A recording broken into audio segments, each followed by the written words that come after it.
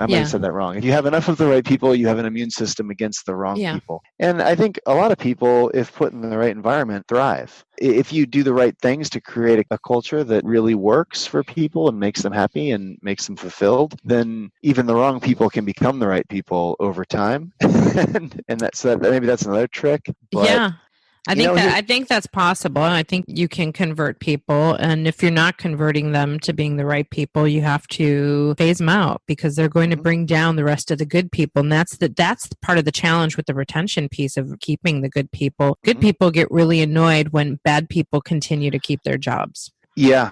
And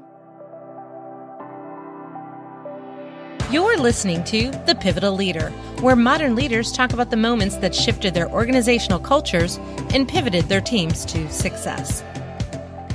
Welcome to today's episode of The Pivotal Leader. I'm Gina Trimarco, Chief Results Officer of Pivot 10 Results. And today, my guest is Stephen Benson, CEO of BadgerMapping.com. Stephen, welcome. Thanks for having me, Gina. I'm happy to be here. Thanks. And I forgot to ask you, do you go by Stephen or Steve? Either works. My mom calls me Stevie B sometimes, if you want to make it crazy. Don't open that door with me. Stevie B. Oh, that's cute. Thanks. That's adorable. My friends all call me Steve, though. Okay, we'll go with Steve. And formally in the show notes, you will be Stephen. How's that sound? That sounds great. Okay, awesome. So let's get started and learning more about BadgerMapping.com. I understand it's an app that helps field salespeople be more successful. Since anyone in business is in sales in some capacity, I'm really curious about this tool. Can you tell us more about the tool, the app, the company? Yeah, for sure. So we're focused on field salespeople, and field sales is kind of sometimes it's called outside sales, but it's basically the type of salesperson that goes and meets with their customers face to face, and their customers are kind of spread around. So it's very common in a whole bunch of industries, things like pharmaceutical sales, med device sales, consumer packaged goods. Really, if you walk up and down Main Street, USA, a lot of the stuff that got into the stores that you see, they got there through a relationship with a field salesperson. So like a restaurant will have a wine salesperson that shows up and talks about the new Pinot with the restaurant manager, for example. So it's someone that has a lot of meetings is the person that we're helping. Can you tell us a little more about how the app works? Yeah, sure. So basically what Badger does is we take all that person's customers, so that they're going around in the world meeting with people. We take them all and we put them on a map for them, and we give them a bunch of tools and abilities to kind of focus in on who's most important, given that they're going to be in a certain place. So a field salesperson might be driving out to this suburb to meet with this person at 2 p.m. this afternoon, and they want to know, well, who's important that's along the way out there, and what are the different ways I could come home and see other people that are important? How do I kind of maximize my time in the field and get the most meetings that are going to yield sales? So that's basically what we help them do, is focus on the right customers, be efficient with their day, build a route and a schedule that's going to work and make sense and is efficient. And we basically do a bunch of busy work for them that they've been doing for 100 years, or I guess longer. Field sales has been around for a long time, and they've always kind of had a Rolodex and recently a CRM and a calendar, or a paper or digital calendar, and a map. And we've kind of combined all those three things, and we'll link into their current calendaring system. We'll link into their CRM system, and we give it all this data to them on their mobile device in a way that's really easy to use. So it's like a super smart GPS for business people. I like that. Are you in branding? You can have that. That's free. All right. Yes, we have. That's what we are. We're a super smart. Well, we've called it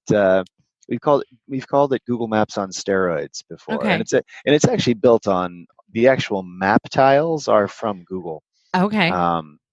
So that's what it kind of is. It's kind of like a customized Google Maps on steroids.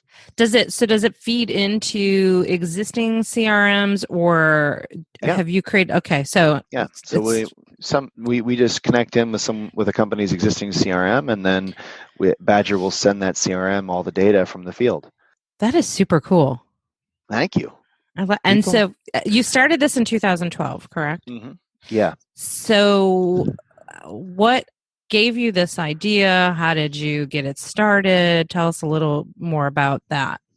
Well, my whole career was in field sales. So, I had lived this problem and the challenges that field salespeople have, and I saw an opportunity with Google had really matured its Maps API, so its ability to deliver map tiles, basically. That had matured. The mobile devices were maturing at the time and getting faster and stronger and able to run more complex software. And internet connectivity was improving to a degree that you could actually kind of do this sort of thing, whereas 2 years earlier you wouldn't have been able to. So it was kind of the confluence of these three trends: mobile devices in people's pockets, mobile connectivity, and the mapping. And those three trends, I could see how they would apply to field salespeople. And so because I had that problem, and I was on the Google Maps team at Google, so I was familiar with the technology side of all this because I dealt with mobility and mapping a lot there, and then I'd been a field salesperson, so I was just kind of taking this new type of technology and applying it to an existing problem. What did you do to get the company started up? Because you're more on the sales side, from my understanding. Let's talk a little bit about what it took to assemble a team to get your company off the ground. Well, the hardest part for me, I'm not truly a technologist, meaning that I don't build the software. I kind of run the business side of the company.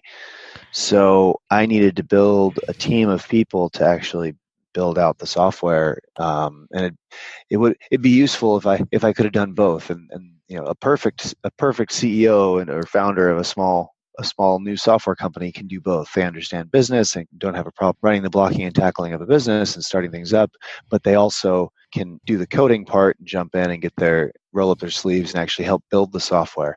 And so I've always kind of been at a disadvantage of starting a brand new company because I don't actually know how to build the software. So that was my big challenge, was getting a team in place that could build it out and actually execute on the creating of the product. I'm going to have to disagree with you a little bit. I don't think it's a disadvantage. This is just my opinion. I think a CEO does what they do best, and then they surround themselves with a great team. It sounds like that's what you did. Yeah, and that it worked out really well. And frankly, I think a lot of companies actually are at a disadvantage the other way.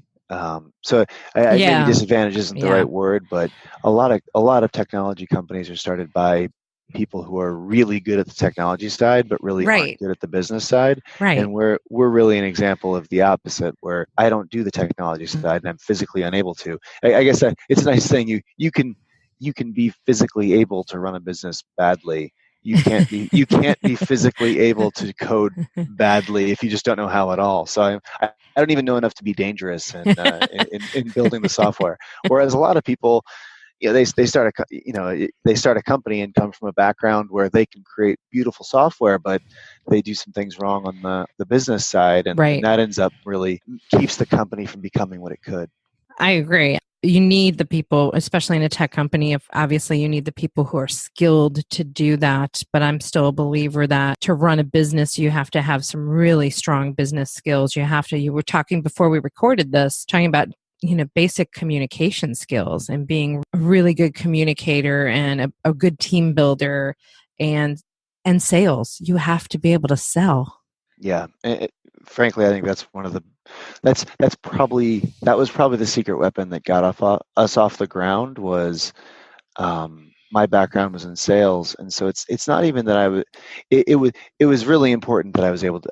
I was here to bring in those first the first $500,000 in software sales, right? Like that was really important that I was here to kind of walk those early deals down the aisle.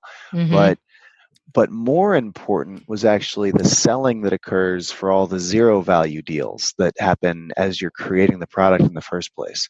So and what I mean by that was I was basically applying sales skills, but the deal close wasn't you're going to give me money. The deal close was, you're going to tell me what your problems are and what it would take to fix them, and then look at the concepts of what we're talking about building, and kind of tell us, if we were to build this, would you pay for this or not? Would it be that important? Is this problem important enough? And we had a lot of great feedback early on that we were basically getting through we were going through sales cycles on people that I didn't know. I had just reached out to and kind of found through a sales process, but the closing the deal with them wasn't pay me. It was give me advice, give me your time, give me your expertise. And some of them then once we actually had built the thing, we converted to, okay, we built, now that we know we're building this thing, would you be willing to buy it in its early stage here? And that's a whole different sales process. But that's how we got our early deals.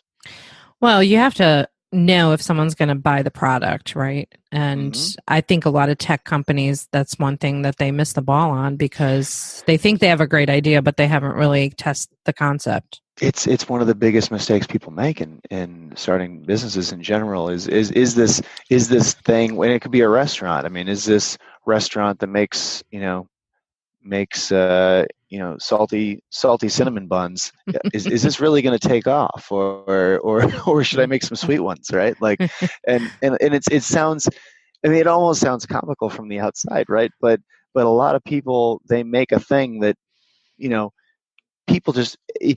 people aren't going to buy it, and maybe those people told them, yeah, I am interested in this, I think this is cool, or I'd like to learn more about that. Or people are kind of naturally supportive when you're creating a new thing. No one wants to tell you, I think, I wouldn't, this thing sucks. But if you have to drag out of those early conversations, hey, if I were to solve this problem, if we could do the X, Y, and Z specifically for you, is that a service that you would pay, this amount of money for on a monthly basis? And the answer is yes, or the answer is no. And a lot of people haven't had that conversation with enough people. So they build slightly the wrong thing, they solve slightly the wrong problem, and the business never really takes off and doesn't get out of the gates. Let's talk a little bit about your transition to entrepreneur and CEO. So you have a pretty impressive career progression, MBA from Stanford. You worked in sales at IBM, HP, and Google, where you were Google's Enterprise's top sales executive. How was it transitioning from being in the corporate world to starting a company, becoming a CEO, and leading a team of people? It's very different, I would say. And I don't know if anything really prepares you to run and lead a small business other than being a part of other small businesses, which is something I hadn't done before. I'd been a part of small teams within a larger organization, but it's really different. I guess there were a lot of little skills that I had to learn and pick up and figure out, and didn't want to do them the hard way. I wanted to figure out before I broke anything. And there are a lot of resources out there. I mean, we have all of mankind's knowledge at our fingertips on the Google here, so we can. All of this is accessible information, but I did have to do a lot of homework. There was a lot of studying up on. And you'd think, you would have thought, one would guess that I would have been relatively well prepared for it, just because I had a business background and I'd been, kind of doing this sort of thing in technology for a long time. But it's actually surprising how little I knew and how much I had to learn. And I don't know if that's just because I wasn't paying attention along the way, or if this is really hard. But there were a lot of really big holes in my understanding of how things worked, and I guess my ability set to do different aspects of running a company. What were some of those holes? Where did you, what surprised you? I know when I went into business, it's so much easier when you're on the corporate side and you're like, what I would do if I were in charge, and then you're in charge, you're like, oh my gosh, this is not what I expected. So what were some of those big holes, big challenges? You said you didn't want to break anything. Did you break anything? I mean, nothing that couldn't be put back together. Yeah. Here, it's a lot of there are a lot of things that I understood from a theoretical perspective, but I hadn't done before. Like I had done a ton of marketing work, right, over the years, but I'd never run a marketing team, and marketing's really complicated. There's a lot of moving pieces to it. And so, there's the SEO side, and there's the advertising side, and there's the branding side, and there's the, the corporate marketing and content marketing and product marketing. And there's all these things, and I could have told you what they were. And I knew the person on the team that was doing that at all my companies prior. But when it's actually thrown in your lap and it's like, oh, and so could you set up AdWords? And you're like, yeah, I mean, I worked at Google. I should be able to set up AdWords. I had no idea how to set up AdWords, and that thing's really hard to use. Oh, thank you. So it's a lot of little things like that like I understood in theory how to do it, but then when it's like, okay, now choose which legal entity the business is going to be and set that up, and it's like, yeah, I mean, we talked about this in one of my business school classes 5 years ago. Well, let me think. They maybe memorize the different types of companies. There's LLCs, there's S corps, there's C corps. Oh, but now I have to choose one and then actually set it up. I need to talk to somebody. So there's, and that's what I found really was there's just being able to pull on a network of expertise and talk to people who know what they're talking about. And obviously the internet's really useful. There's lots of sources of knowledge out there. Yeah. And you can fall into the Google hole. You can fall. Yeah, exactly. Yeah. 10 hours later, 10 hours of Wikipediaing later, you're like, now I know everything. But yeah, there's a million little decisions that are actually really, really important that you have to get right. And that's just in the technical blocking and tackling of the business, kind of more your area of expertise, making decisions and the little decisions about how you behave every day and how you set expectations about how people are going to behave determines the culture of the organization and how people are going to interact with each other, what their lives are going to be like, what the little rules are going to be, how they're going to engage with one another, and little things like little choices that you make there when you're leading an organization. And I think the larger they make little waves, and the larger the organization, the bigger those waves are, and they can have unforeseen consequences. Yeah, they could tip the boat. Mm-hmm. Right. Completely over. Yeah. So, and some of those decisions are some of the hardest ones, and I guess the hardest part about the culture stuff, a lot of times it's not even a decision you made. It's just, you hired this person who thinks about this one thing this way, and because they were vocal about it, it rippled through the organization. Yes. And next thing you know, you're like, no, that's not how I think about things. And I've got to fire them and unwind what they did. Yeah. or have a talk with them and change the way they do things. Be like, yeah, that's not how we're going to do things. This is a perfect point to segue into culture. Let's talk about, you made a reference on making decisions on what behavior should be like. Going into it, did you put a plan in place for, this is what I want my culture to look like, these are what our core values are going to be? Did you do that first, or did you do that along the way?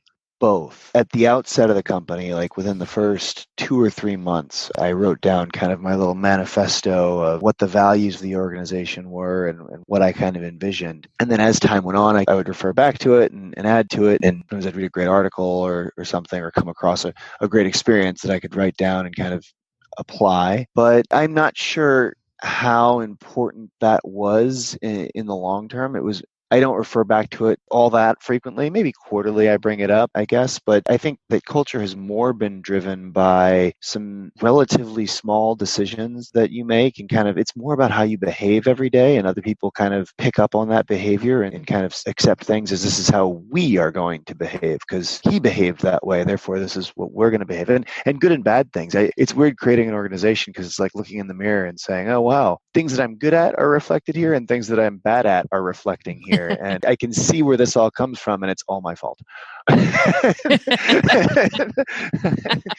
So for good and for bad, and I don't think not every leader probably has this, but it's going to come from someone on your leadership team, right? Like, so, and different, certain people that I've hired have been really important to the culture of the organization, and they run different divisions of the company now. And so people that you hired early on, and often to do something way smaller than they end up doing, right? So you kind of do have to think about, well, how is this person going to grow into a leader in the company in the future, especially if you're a small, quickly growing company, because often they're going to have a very outsized impact on the company. And some of those early people that you hire, their fingerprints are all over the thing in huge ways culturally. Yeah. And in some cases, I think I was just lucky. And sometimes I think I made good decisions. But some of those early people that I hired, they really had an extremely positive impact on the company culture. Some of their ideas and little things, it's little things that you start doing that then wave through the company's culture in the future. A good example, it's better to give specific examples probably. We do this weird thing every week. Every Friday at 4:30, we have an all-company meeting. Well, I guess not with the European divisions because they're asleep, but with the people in America, we have an all-company meeting, and the Philippines join too because it's morning there. So we kind of go over what happened this week from a business perspective, go over what happened from a technology perspective in a very brief way, probably 10 minutes to cover the happenings of the week, make sure everybody understands where the boat's sailing right now and what progress we made in that direction over the course of the week. And then we name a Badger of the Week. We named two of them. We used to only have one. Now we have two because there's too many people. So whoever was the Badger of the Week last week, they think about who's kind of had an outsized impact over the course of the week, and they name the next person. So I'm not choosing, basically. There's no executive team. It's whatever employee was last to the Badger of the Week. They choose the next one.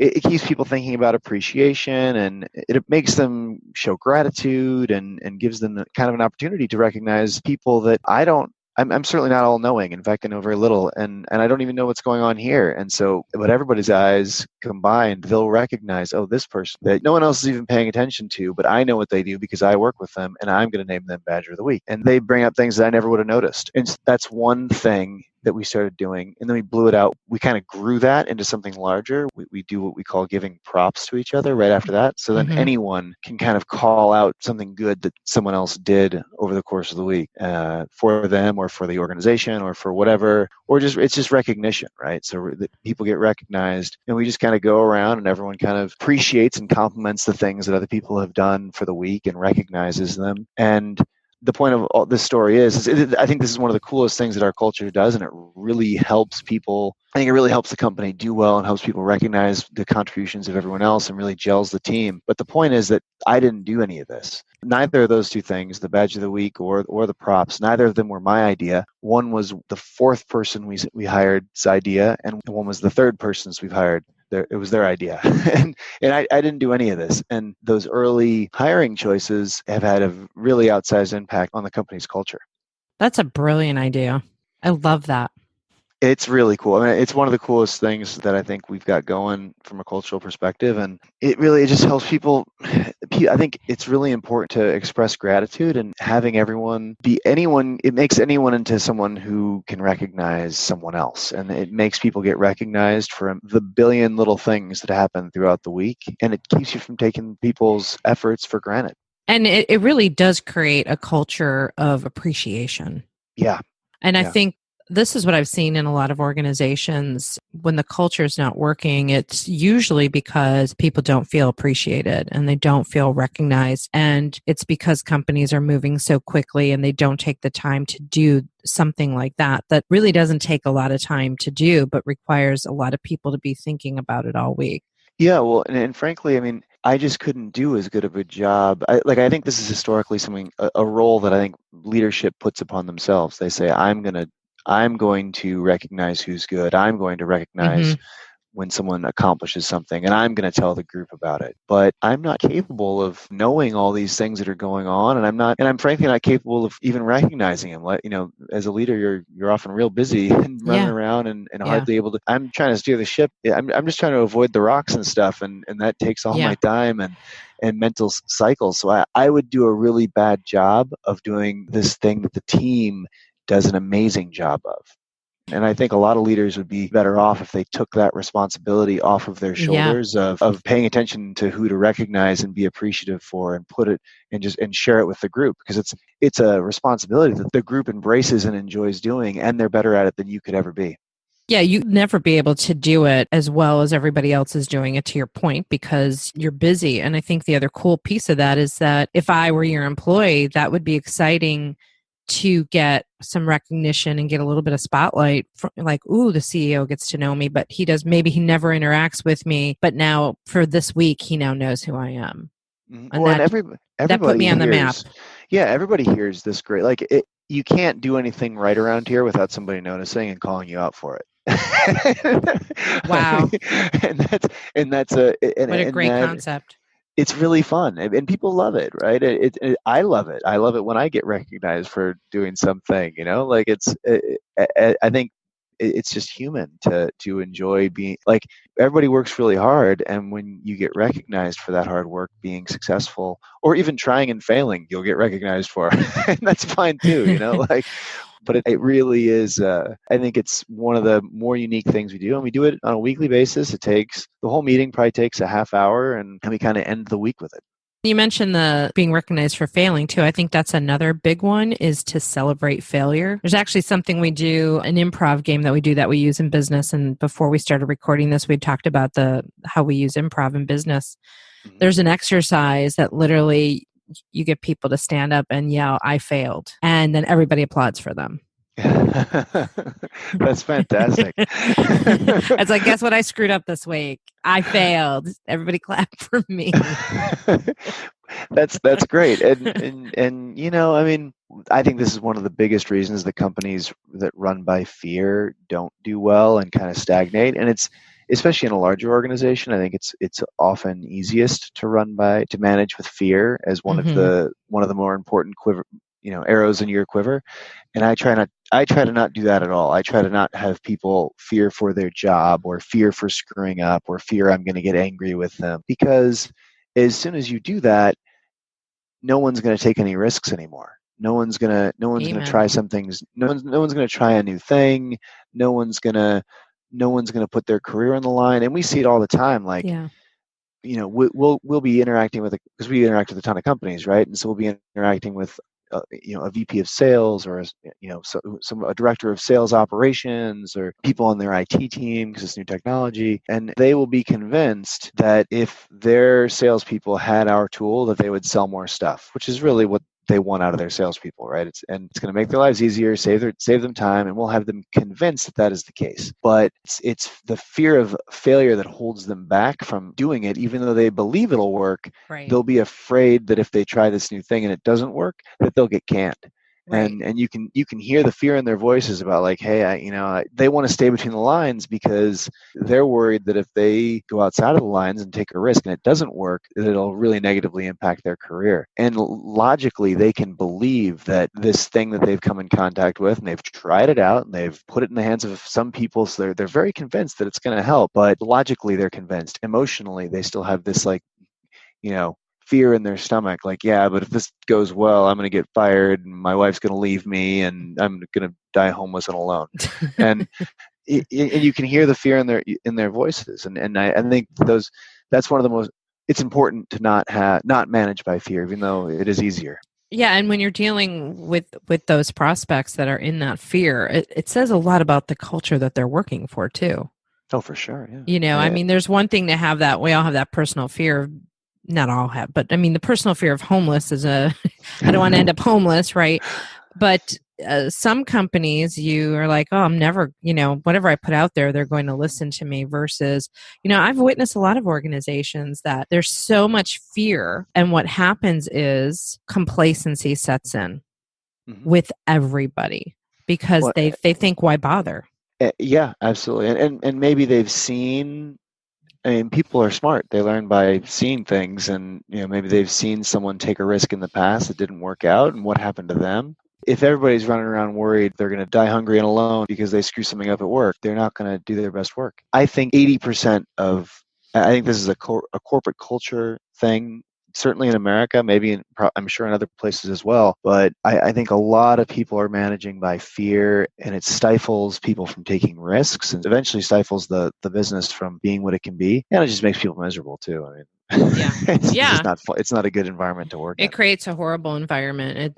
Those are the companies that really need our company's help. They just have to like really fall really far down and realize that they're in trouble. And then I sometimes say, ooh, do we even want to work with them if they're in that bad of a place? Because a lot of times they're in denial that they're in a bad place. And that becomes another leadership issue, leaders that blame everybody else for why things aren't working out. And it goes back to what you said earlier about behavior. And you as the leader, you set the tone for everything else that happens. And so people will start mirroring you. And if they don't, you hired the wrong people that are not.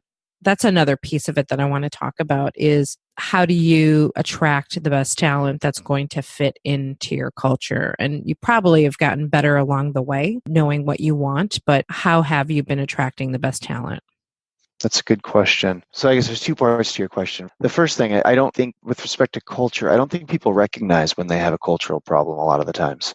I think they'll point to a competitor and think they have a competition problem, or they'll point to commoditization or some economic trend and think they have a problem there. When really, a lot of times it's the sort of thing that if everybody felt great about what they were doing in the company and were given their best shot, it would be a little wave. You'd row your boat right over it. Whereas because everyone's kind of half rowing or tentatively rowing, that little wave can flip you. Mm-hmm. And if you ask a lot of leaders, what's the problem here? They'll point to things like that. They'll have their top 3 list of here are our big problems that we're trying to solve this year or this quarter. Very rarely will they point to some cultural issue like people don't appreciate each other enough here or things like that. I've never heard that be one of the major key performance indicators or goals that a company has on their, and an executive has on their list of things to fix for the quarter/year or whatever. Like those softer cultural issues. But anyway, I think that they don't recognize it as the point, is that they don't even realize that they have a cultural problem. They identify other things and blame other things when really a lot of these things are cultural issues. So that's the answer to the first question. And the second question, how do I hire the right people? It's really hard. I mean, I think there's nothing harder than like making a judgment call on, after having met someone a couple of times, if they're going to be a good fit for your organization. Because almost anyone can pretend to be something they're not for the course of a couple of interviews. Yeah. And interviews are kind of they're strange and they're strange, they're formulaic, they're kind of awkward for everyone, and you just don't really get to know someone. And certainly it's rarely some huge obvious thing that makes someone good or bad. It's a whole bunch of small things that you would never pick up in an interview. And so I think it's one of the more challenging things that we do. I think when you do find the right people, you have to treat them really well and make sure they stay with you forever. And that's one of the things that we do really well. Is I think we collect great people who are really happy at the company, and a lot of them have the experience to know that where they're at now is something special and better than they've had before, and they know why. And so I guess maybe that's one of the tricks of how to hire the right people, is not losing the right people after you hire them. And it's easy to get rid of the wrong people. It's hard to keep the right people. Yeah. And if you've kept enough of the right people, then your organization almost has an immune system to the wrong people. I might have said that wrong. If you have enough of the right people, you have an immune system against the wrong people. And I think a lot of people, if put in the right environment, thrive. If you do the right things to create a culture that really works for people and makes them happy and makes them fulfilled, then even the wrong people can become the right people over time. and maybe that's another trick. But I think that's possible. I think you can convert people, and if you're not converting them to being the right people, you have to phase them out, because they're going to bring down the rest of the good people. And that's part of the challenge with the retention piece of keeping the good people. Good people get really annoyed when bad people continue to keep their jobs. Yeah. And one thing I've noticed about our organization is that we have an immune system for that. I work out of the different offices that we have, and I'll be there for weeks at a time sometimes. Like I'll go to our European offices for weeks at a time, and then I'll come back to the San Francisco offices. And if someone's not working out, I'll hear about it 6 times from 6 different people, right? if a new hire is not the right fit, it bubbles right up, because we have an immune system. And if anything's off, all the white blood cells come up and come out. Oh, I like that analogy. But I'm always surprised at how fast I'll hear about a problem if there is one, and from varied sources, and they'll kind of identify the same things. Yeah. And kind of, I guess it's similar to the way we express gratitude. People are always looking around for things to like. They also are looking around for things not to like and to take action on. You can tell quickly if something's not right, but it's hard to tell always during the interview process. But it is easy to tell relatively quickly that there's a problem going on. What hiring is like to me, and we do spend a lot of time helping companies create strategies for recruiting. It's like getting a mail order bride and getting married without getting to know them. That's fantastic. Yes, it is actually. You look pretty on paper. You're saying all the right things. Yeah, let's get married. Yeah, this could go great, or it could be a disaster.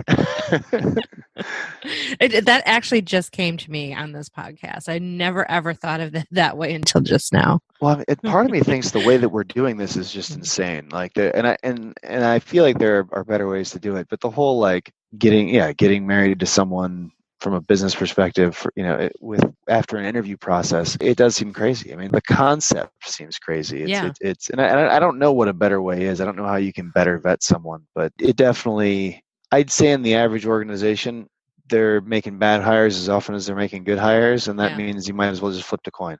So, right? Yeah. So, don't do that. Don't do that.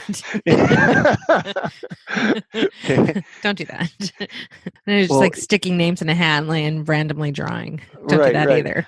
Well, I guess they're identifying from a bigger group and boiling it down to one. But I guess a lot of times that it does seem to not work out an awful lot. And I don't know what the answer is to that. I mean, I guess, in our European offices, and this is normal over there, there's kind of like a trial period where you hire someone as a temporary person for the first 3 months, and then you decide to go full time or not.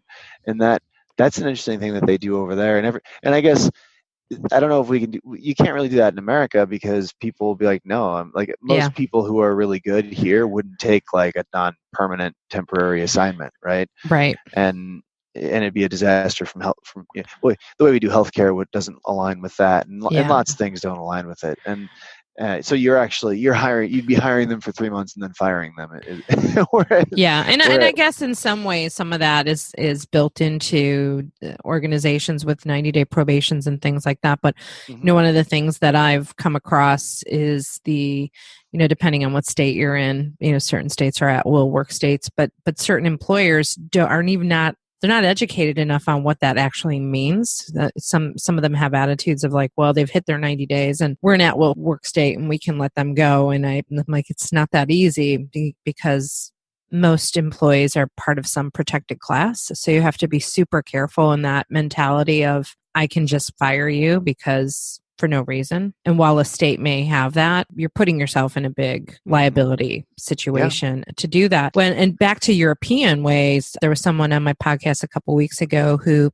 has a recruiting firm. They're based in London. They have an office in Chicago, New York, and Florida. She was saying that in Europe, when it comes to letting go an employee, it's not that easy. They have to actually give you notice. You have to say, okay, you're now on this 3-month notice to work things out. You don't just fire them. You have to go through this longer process of giving them an opportunity to work things out. Yeah. It's they make divorce painful over there.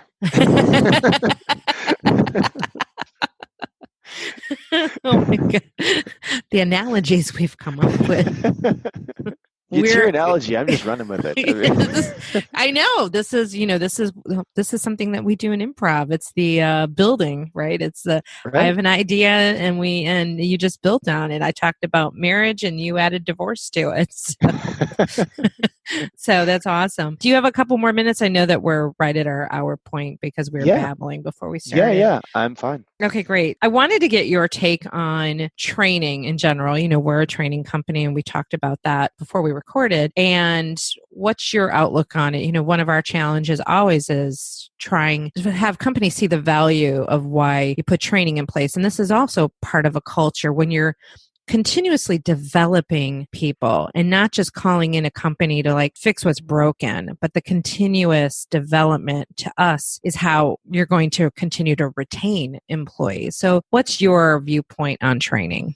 We invest a ton in training. We have a ton of programs to teach people things. I hold class time twice a week where I teach people different things, which may or may not be super related to the business. Sometimes they're just life skills or a concept in business that's not really applied here, but teach them about how something works. For example, personal finances. What are the tips and tricks of saving money in personal finances? Or I'll teach them about how businesses are structured or how finance works in big companies. Or we have like 30 topics and people vote on the topics that they want to be taught next. And then, Cool. then I'll teach class. We do that Wednesday afternoon for an hour and Friday afternoon for an hour. And so Cool. I think that ongoing learning and training, I think, is really important, and it's motivating for people. They feel people like to progress in their lives and in their careers. So I think training is really important, and kind of having an ongoing, really focusing on spinning people up. Like, we'll get people productive in our company in like a month, and because we've done a ton of investment in building out training programs and programs to kind of teach people things and get them productive in their specific role. And a lot of companies, they're like, oh, it takes 6 months to get someone up and running. And I don't think that's the case. I think you're doing it wrong if it takes you 6 months to get someone productive in their role. And you have to break it out. They're not in 6 months, they'll be a lot better than they are in 1 month. But you can have them productive and creating value and learning and kind of getting their hands dirty and really doing things in a month.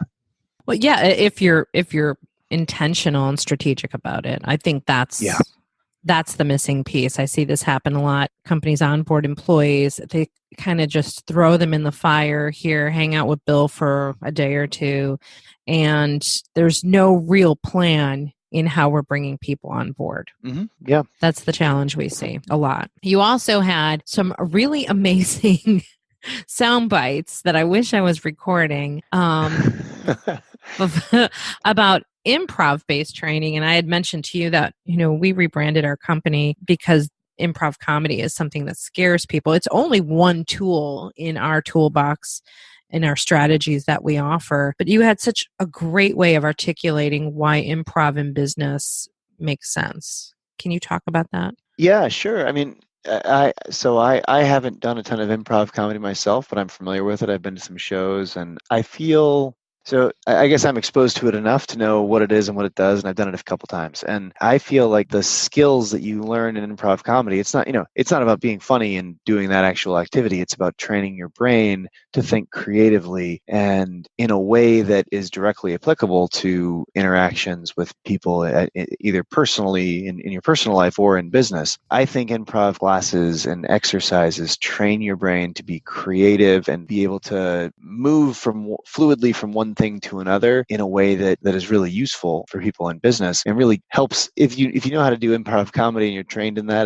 It's really helpful for communication and for conversations and for getting to the point of understanding what you really need to do with another person, which is, I think, often what we're missing in conversations is kind of being able to get past the BS and down to what's real. And there's often some shifting that occurs before that happens, and I think improv can really be helpful for that. I recently did some sales training for a company, and I was really focusing on relationship-based selling with them. I was trying to break them out of they were just in that, I guess it was more order-taking process of getting logistical information that they needed. Mm-hmm. And they couldn't break out of it. And I finally had to stop. I'm like, okay, I'm going to give you all the logistics up front, and you can't ask me a single question about logistics. And they just looked at me like, well, what are we supposed to ask you? I'm like, ask me something about me. Mm-hmm. Because people love to be asked about them. Find a way in to build rapport and connection. And that's another thing that improv really does is you have to work in tandem with someone, and you have to listen to them and get to know them and find a way in to collaborate with them. And that's why it's, good improv, it's successful because of that. It's the same thing in sales. Well, and I think it teaches you the confidence to take risks in relationships. It helps you ask that next question that you might not have been, because it teaches you to be uncomfortable and teaches you to be it teaches you to be comfortable doing things that would normally be uncomfortable. I think it gives people the confidence to take that next step with communication in the relationship. Yeah. And it's obviously that's really important in sales, but it's also important in management and leadership. And it's important for people to take risks. If you're going to give someone hard feedback or tell them something that you're not sure they actually want to hear, you're taking a risk. You're risking their relationship. You're risking that they're going to retaliate. You're risking all these things. And in business, to be successful, you have to have those hard conversations. You have to be willing to openly and clearly communicate. And that's something that I think improv activities and exercises can give people is that confidence to take those steps. And it helps in marriage. Yeah. I had to bring it full circle. I could see that. I could definitely see that. Well, and once again, I mean, there's a marriages that's about communication, and it is a business relationship. It's not it's I'll put that in air quotes, but like it's a partnership, right? You're whether it's cleaning the garage or planning the family finances, it is two people have to have a meeting of the minds and have to communicate and have to get on the same page. Have you guys used improv training at Badger? We haven't, but I've done it a bit myself over the years, and there's some cool improv troupes here in San Francisco that I've gone to their shows and stuff. Yeah, there's a lot of great. I know a lot of great people there. Yeah. There's definitely I forget the name of it, but I've been to. I was just at one of their shows maybe last year, and I felt. On the way out of that show, even just watching them do it, I felt like it sparked creativity within me and made me approach things from a different angle. I felt really funny after I left. They say that that one of the number one things in improv is to make other people look good. That's one of the things we teach. Mm-hmm. So if you walked out feeling good about yourself, they succeeded. That makes sense. Yeah. One last question, and it's a question I ask everybody at the end of the podcast. It's just a funny question: is what kind of animal are you in business, and why? The viper. Go with your first instinct. No. I'm probably most like a dog. Okay. What kind of dog? I've heard this before. But what kind of dog? You got to break it down. I don't know. I'm just kind of a regular mutt. I'm a friendly dog. I don't know if I've got a breed to me, but you can be a mutt. I guess I'm just a mutt.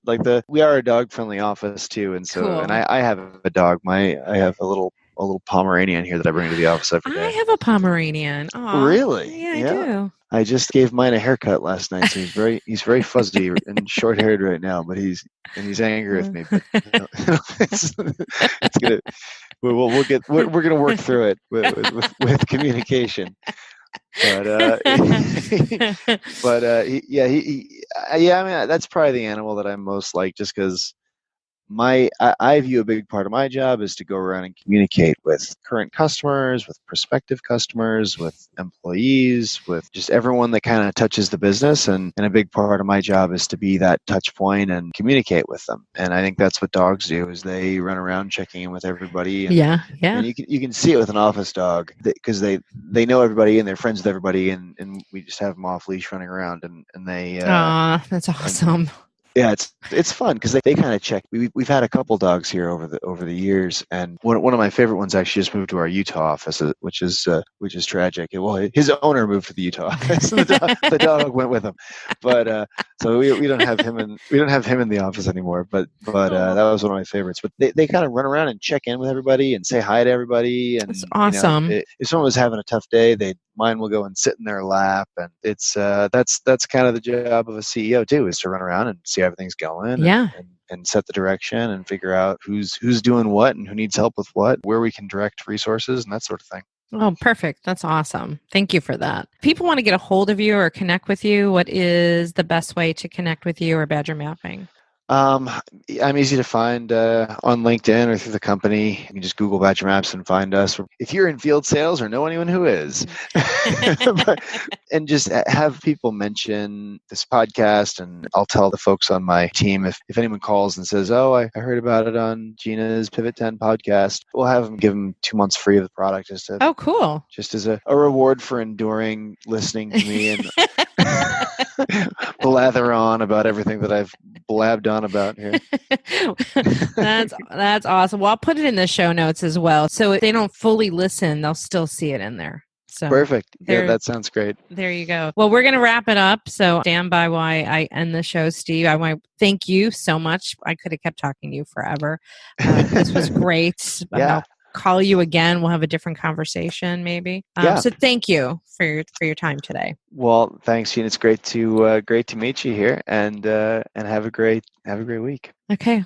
All right. Hold on a second. I'm going to just sign us off. Thank you, everybody, for listening today. You can find show notes for this episode, including contact information for Steve on our website at thepivotalleader.com. The Pivotal Leader is a production of Pivot 10 Results, a strategy and training company that helps businesses shift from people problems to performance results. Remember, you can find our podcast on iTunes, and if you are an iTunes subscriber, please leave a rating and or a review. Both would be awesome. Don't forget, if you have any questions that you want to email me about employee engagement and customer acquisition, you can do so at gina@pivot10.com, and we will answer those in upcoming episodes. Again, we're thanking Steve from BadgerMapping.com for chatting with me today. And until next time, if you're feeling stuck in your business, it's probably time for you to pivot.